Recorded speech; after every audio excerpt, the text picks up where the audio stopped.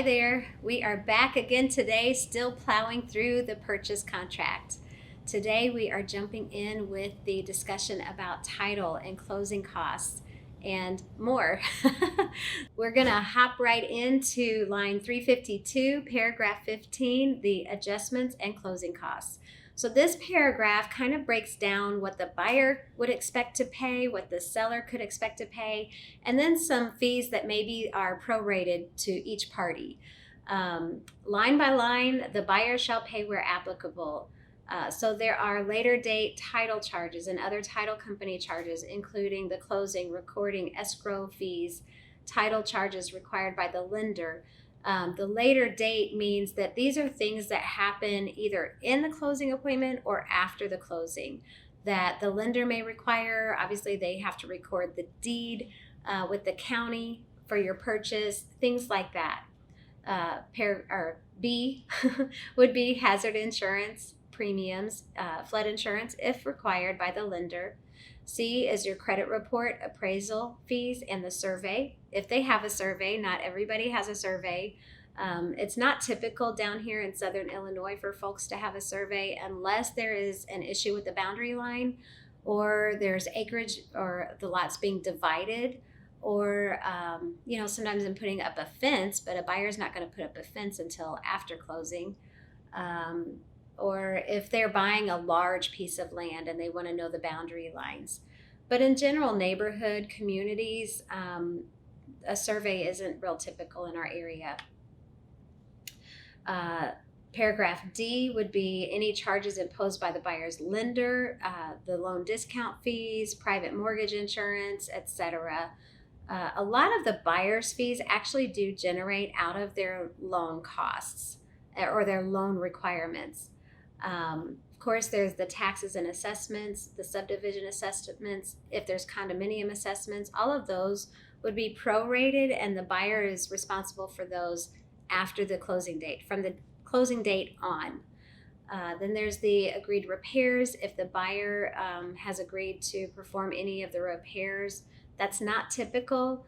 A buyer usually cannot even perform repairs prior to closing because it's not their property. They don't own it.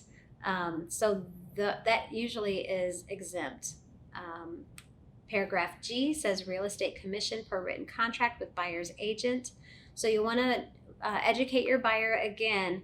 If they signed a buyer's agreement that would provide 2.7% commission to you off of the purchase price of the property that they buy, and the co-op commission on the property they're purchasing is only 2.5%, then the buyer would have an expense of that 0.2% of the purchase price to you. So again, you just want to be real conscious of what's in your buyer's agreement and what's the payout, and have that conversation with your buyer, with the buyer's lender. Be sure they have cash funds to make up the difference if necessary. And then H, wood infestation inspections, except for VA loans.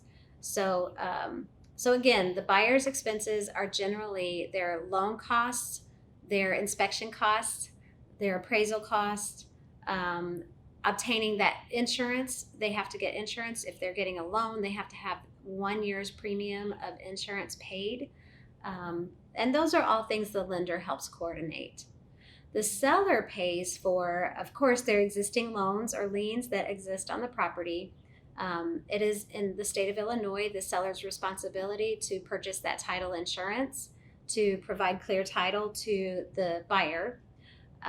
It is the seller's responsibility usually to cover that municipal inspection fee.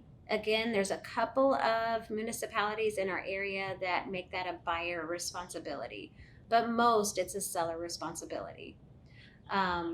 Paragraph D, the taxes and assessments, subdivision assessments, condo assessments that are prorated up to the closing date, and the seller is responsible to pay all of those up to the date of closing date. They need to be paid in full up to the date of closing. And then the real estate commission per written in the contract and the listing agreement with the seller, and agreed upon repairs, that would be the seller cost. And then the transfer of tenant security deposits, if that's applicable. That would be more like in investment properties where there are renters and the renter is staying and there's deposits and funds that would transfer to the buyer. Okay, so buyer and seller, they have a prorated or adjusted amount that they would pay. If it is investment property or what have you, then the current rents, those would be prorated to the date of closing. The subdivision upkeep assessments or monthly condo fees, those would be prorated to the date of closing. The interest, if there was a loan that's assumed, again, that's not typical. And then the utility charges up to the date of closing. So many title companies have prorated closing fees. Like they may have a blanket closing fee of say $400, but $200 of that is the buyer's fee and $200 of that is the seller's fee. So that's another buyer-seller fee that is shared. Paragraph 16, we move into taxes and assessments. So in Madison County, for instance, the real estate taxes are paid in arrears. So in 2021, homeowners will be billed for their property taxes for 2020. The 2021 tax bill won't be out until 2022.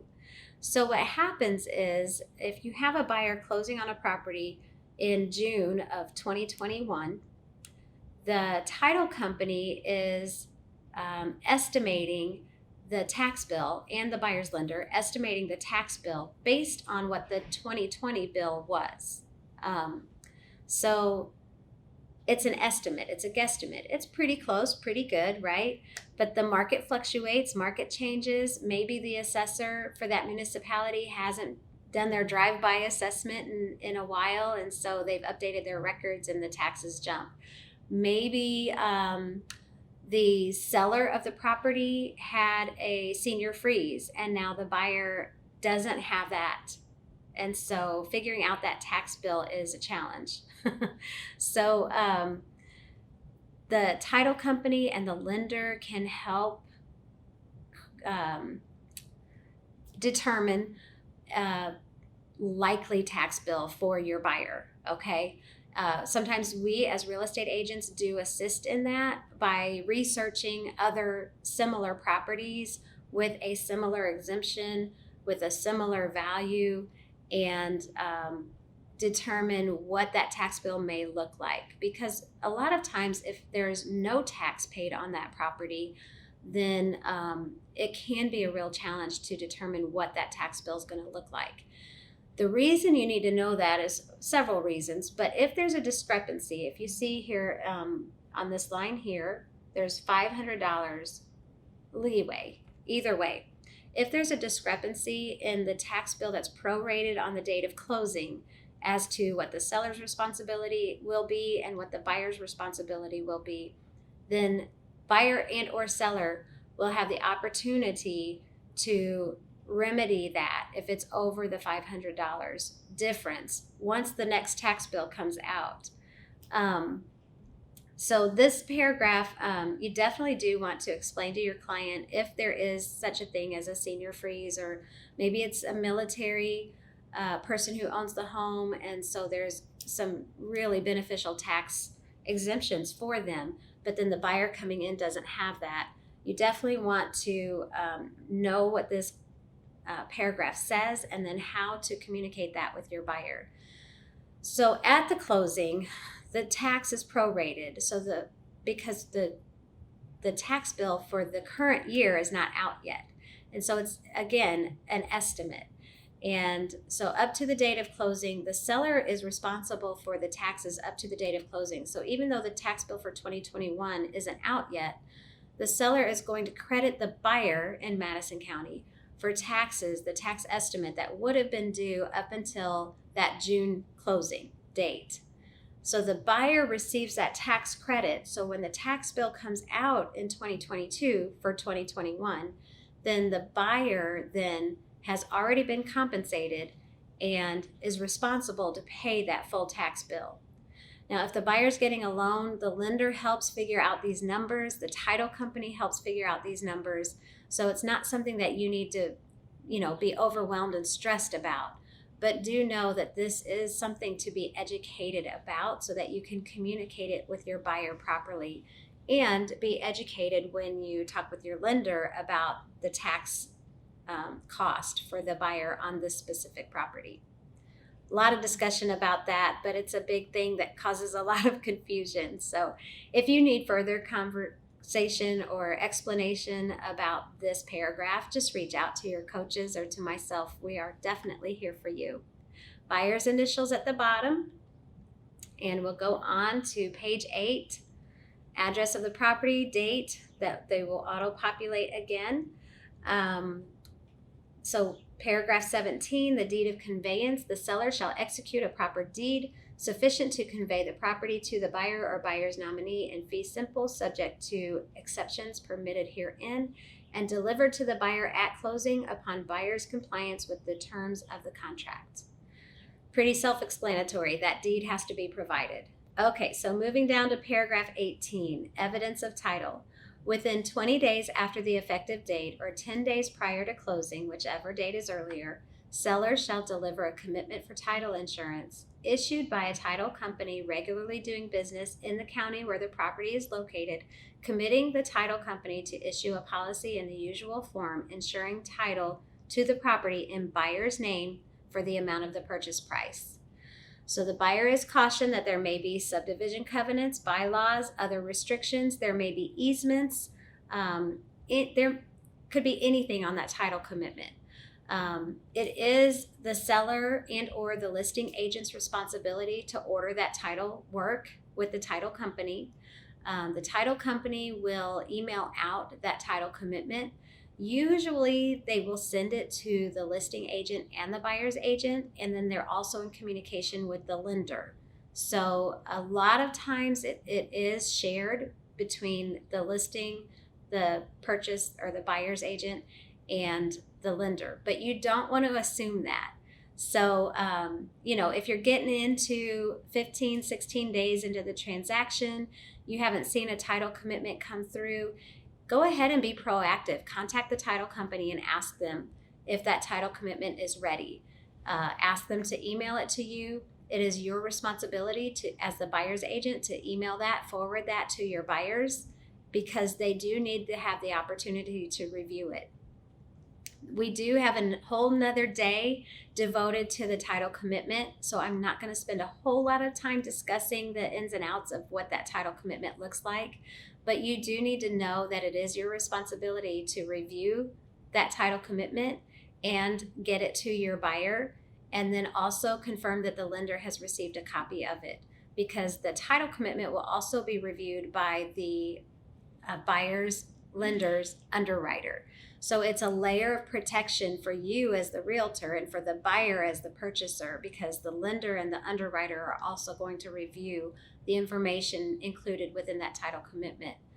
You would want to point your buyer to anything on that title commitment that discusses easements, rights of way, use of property, any restrictions, anything like that. And while we're talking about that, if there are subdivision covenants, you definitely want to find that out prior to this point.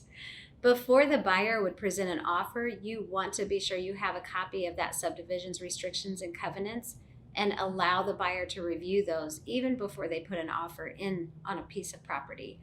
The reason being because they may want to use the property in a specific way, and if that is not allowed in that subdivision, then the buyer isn't going to be very happy about living in that property, right? If they can't use the property the way they had intended. So if you're not sure if a subdivision has covenants and restrictions, when you schedule the showing appointment, or if you know your buyer is interested in pursuing that property, that's a conversation you can have with the listing agent. You just request the listing agent to send you a copy of the covenants and restrictions. If you can't get a hold of the listing agent, contact the title company who is assigned to the transaction and ask them to email you a copy of the covenants and restrictions. Title companies usually do keep that information in their records if they've investigated that a property in that subdivision before. If they haven't, they are able to usually contact the county and get a copy of it, but it may take a couple of days to get that information. So definitely something you want to check in on. And again, you will want to review that title commitment and provide that to your buyer, and be sure that the lender has a copy of it as well. Paragraph 19 talks about the survey. Again, survey isn't typical in our area for regular residential properties, but obviously it is an option, and it is an inspection that the buyer could choose to have. So paragraph 19 details the survey. Surveyor must be obtained within 10 days prior to closing. 5 days after the receipt of the survey, the buyer shall give written notice of any objections of the survey. If the buyer does timely object, then the seller has 5 days from the receipt of the survey objections to agree in writing to correct. If no agreement is made, then there is language there then to take us to the termination. At the bottom of page 8, buyer's initials here. Top of page 9, again, address and date should auto-populate. And we come to the homeowner's insurance. Now, if it's a cash transaction, the homeowner's insurance is not a requirement, although it is always recommended, right? Definitely want to insure your real estate, your real property. So the contract is contingent on the buyer securing evidence of insurability for an insurance service organization, homeowners, or applicable equivalent policy within 20 days after the effective date. If the buyer is unable to obtain evidence of the insurability, then the buyer does have the option to terminate. Again, another deadline, 20 days after the effective date. You do not want to wait that full 20 days. The reason being, if the property isn't insurable, then the buyer will need to terminate. Of course, if it's being financed, the lender isn't going to loan on a property that's not insured, so you could get by with the failure to obtain financing, but the reason for that failure would be obtaining homeowners insurance. So don't utilize or manipulate those dates, those effective dates or deadline dates. Have your buyer, advise your buyer, and if there's a lender, the lender will do the same. Advise your buyer to contact their insurance agent once you have an agreed purchase contract to obtain the estimate and start gaining information for that policy to be issued upon the closing date. They'll want to know obviously what their premium is, because that they have to pay 1 year's premium at the closing, so that's paid up front if they do have a loan. Paragraph 21 talks about the flood insurance. So the buyer shall have the option of declaring the contract null and void within 5 days of receipt of any written notice or disclosure which indicates that the property is located in a floodplain, which requires the buyer to obtain flood insurance. Flood insurance is super expensive, and there are areas that you may not realize are in a floodplain. There is a flood map that we can utilize. There's an area on Maris on MLS that you can do some research. And then also lenders sometimes have that information, but more than likely it's the insurance agent who has that information. So again, so important to go ahead and have your buyer obtain that insurance information right up front. This would be like the next step after ordering inspections, like day 3. Just get it done. Just do it. Moving down, paragraph 22, notices. This paragraph basically states that all notices, anything that would alter the contract or any information that needs to be communicated, it must be done in writing. It can be electronic delivery. It can be by mail. It can be personal delivery, but it must be in writing. Faxes are okay as well. And of course, like I said, electronic document platforms. But all notices must be given in writing. So keep that in mind. Down here, paragraph 23, line 505, we have risk of loss. Basically, what this paragraph talks about is if the property suffers some form of destruction, maybe it flooded, maybe a tornado came through, unfortunately, it got struck by lightning, there was a fire, whatever the tragedy may be, this paragraph talks about how to remedy from there. Depending on how far you are in the contract, how far the lender is. If it's the day before closing, there have been transactions that have gone ahead and closed, and then it's the buyer's insurance policy that pays out. There have been transactions that this has occurred and it ends up being the seller's insurance policy that pays out. The transaction terminates and the buyer moves on to another transaction. Not real typical, but obviously it could happen. So that's what this paragraph discusses, is what happens in the event the property suffers some kind of destruction. The buyer and seller, the insurance companies, the lenders, all come together to remedy the situation and come into agreement on what that looks like. So that's that paragraph. 24 is remedies upon default. If either party defaults in the performance of any obligation of the contract, the party claiming the default shall notify the other party in writing of the nature of the default. The non-defaulting party may, but is not required, to provide the defaulting party with a deadline to cure the default. In the event the default is not cured, then the non-defaulting party may seek any remedy at law or in equity, including enforcement of sale and damages. In the event of litigation or arbitration between the parties, the prevailing party may recover, in addition to damages or equitable relief, the cost of litigation, applicable fees, and reasonable attorney fees. In the event of earnest money dispute, parties acknowledge they must agree in writing to the disposition of the earnest money or proceed to a resolution pursuant to the provisions of paragraph 26, which we'll get to in just a few minutes. Basically, if buyer or seller don't perform the things that they are legally bound to perform, and so then the contract is in default, the non-defaulting party, whichever it's buyer or seller, can choose to seek legal counsel, and they could pursue damages. They could sue for performance of contract. They could terminate and decide on the release of the earnest money.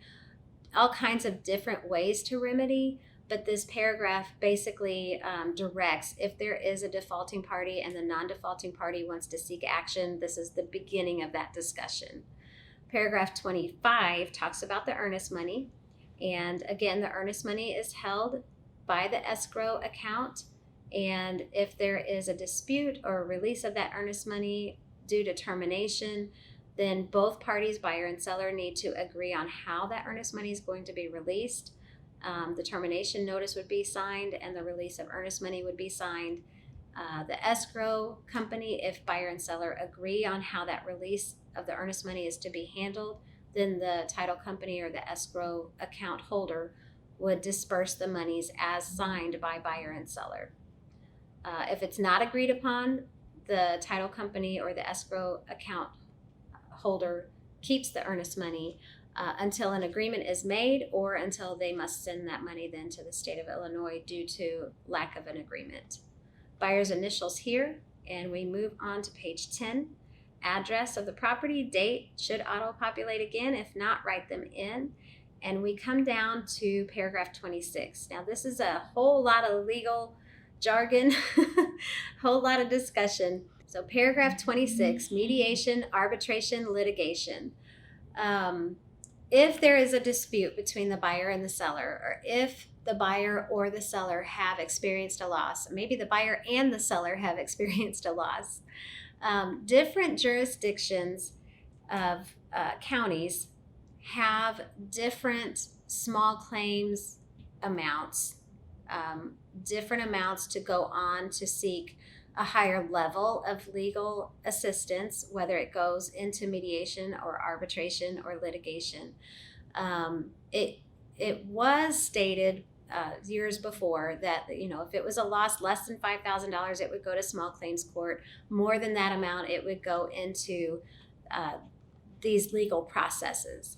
But again, different jurisdictions have different limitations on what that small claims amount is. So depending on what county you're in, depending maybe even what municipality you're in, that would help determine what that small claim account or amount is, or what the larger amount is for further legal action. If there is a discrepancy, a dispute, then a client can obtain a packet from GGAR. If you go to the Greater Gateway Association of Realtors website, there's a tab there that they could click on, or they could contact GGAR and obtain a packet for this process. Or they could certainly seek their own legal counsel. When I approached this paragraph with a buyer, I let them know, hey, this isn't typical, but it has happened. Somewhere along the line, a buyer has suffered a loss, and they've had to get some legal help to get compensated for the loss that they've endured. So that's the discussion in this paragraph, and this is the direction that we would take in that event. And most folks, they're okay with that. Okay, I'm protected. This is the process I need to utilize if I suffer a loss, but it's not likely. Some buyers, they want to know an example. I do have an example in my own history with a buyer. The seller absolutely refused to go ahead and close. They didn't show up at the closing table. They changed all the locks on the house and pretty much fortressed themselves into their home. And my buyer had already sold her house, was living with a relative. Her things were in storage. She had the moving companies all lined up and had nowhere to go. And now she had to find suitable housing until she found another new home to purchase. So she did seek legal counsel, and the attorney, of course, followed this process. So you are not an attorney. I am not an attorney. We cannot legally advise our clients.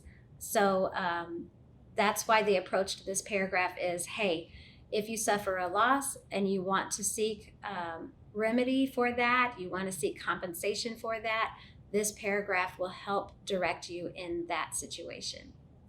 Okay, so moving on to paragraph 27, the effective date is defined. The effective date, of course, like we saw on page 1 a couple of days ago, is the date that all parties agree to all terms and all signatures are completed on all documents within the contract. So even if the offer was made, say, on the 21st, but all terms and all signatures weren't agreed upon and in place until the 28th becomes the effective date, okay?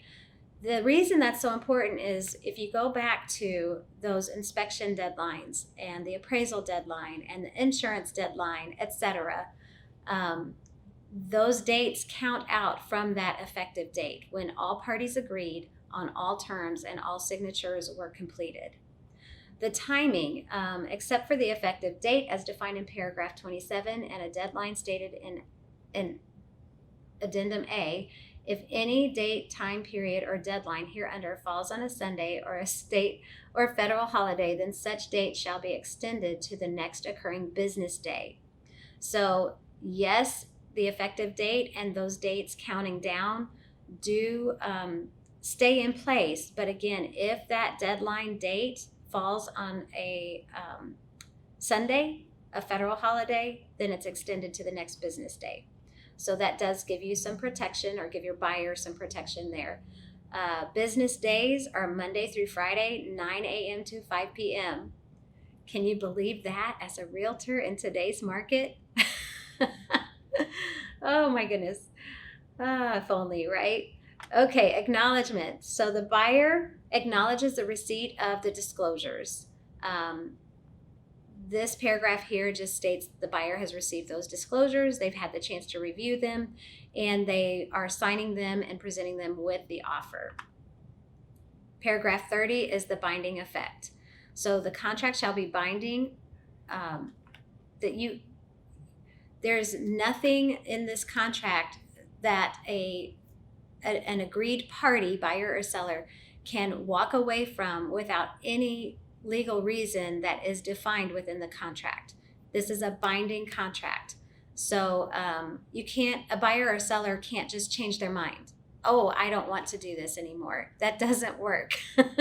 So this, again, is a legal binding contract. They are bound to the terms within the contract. Their signatures confirm that they agree to fulfill the terms within the contract. Entire agreement, obviously start to finish, nothing changes unless it's amended in writing, both parties sign.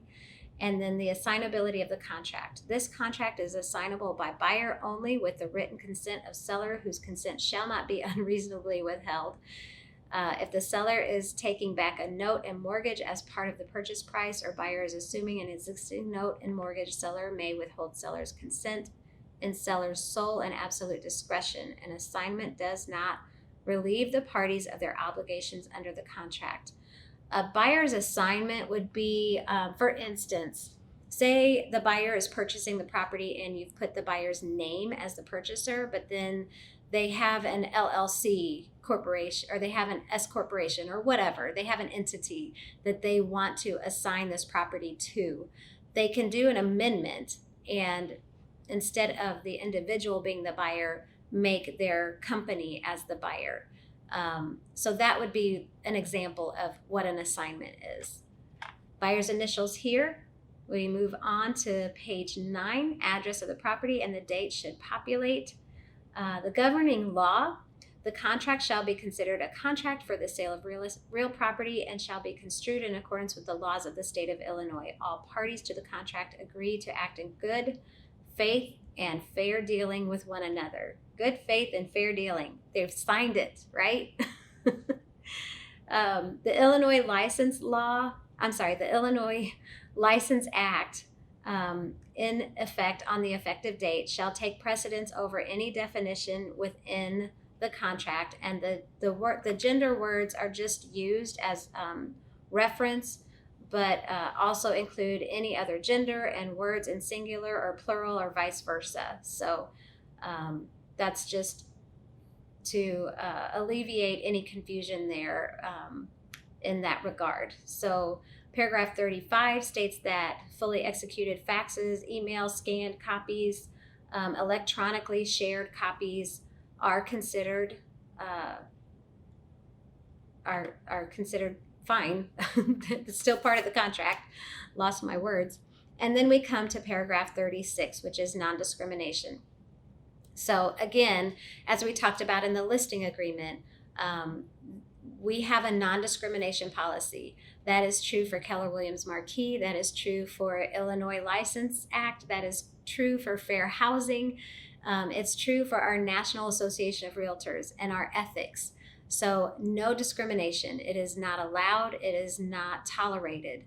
There are protected classes, and we need to abide by those.